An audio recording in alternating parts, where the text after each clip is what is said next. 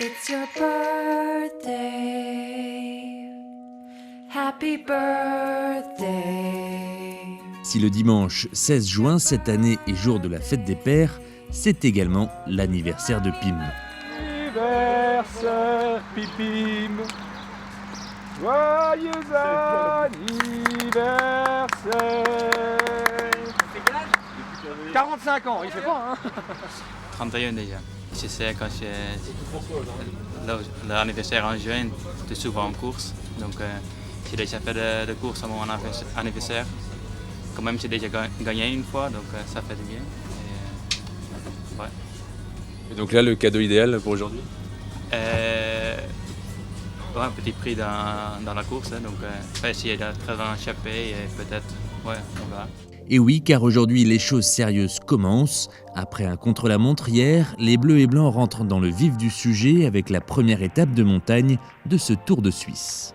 C'est de la montagne, hein. On monte d'école quand même. Hein. Pas de la montagne, mais c'est... Pour moi, c'est de la montagne. Hein. Moyenne montagne, voire Liège, quoi. C'est un peu du Liège, quoi, là. Non, mais 8 km de montée, quand même. 3 km à 10%. Ouais, 3 km à 10%, c'est méchant, quand même.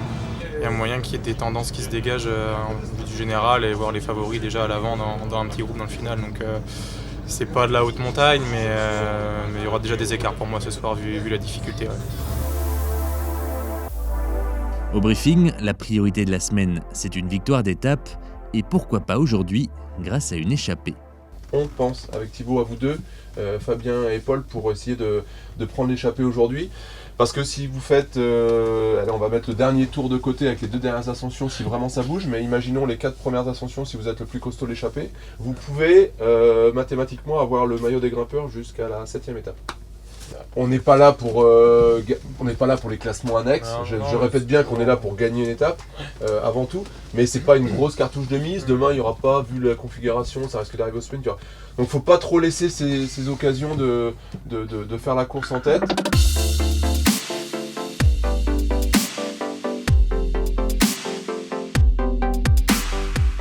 Juste avant de partir, Paul procède à une petite vérification de son matériel. Ouais, toujours vérifier. Bon, je fais confiance aux mécanos, mais on les règles humaines et c'est toujours important de vérifier par soi-même, même si c'est un peu par superstition, hein, surtout. Et voilà, partir sereinement sur le vélo, pas que ça cogite. Tout est ok. Prêt pour une belle journée.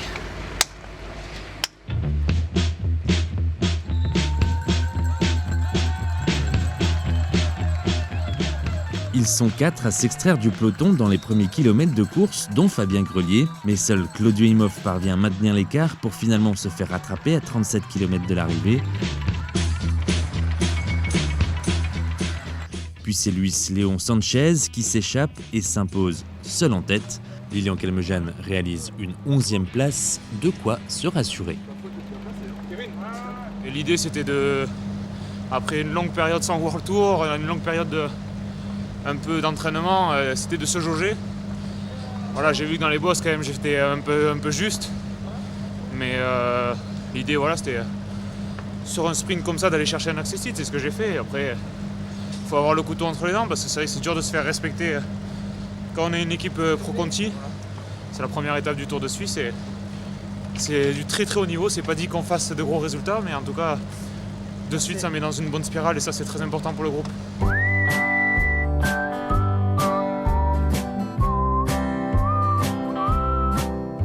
Demain, la route s'aplatit. L'arrivée devrait se disputer au sprint autour du lac de Muerten, au terme d'une étape de 162 km.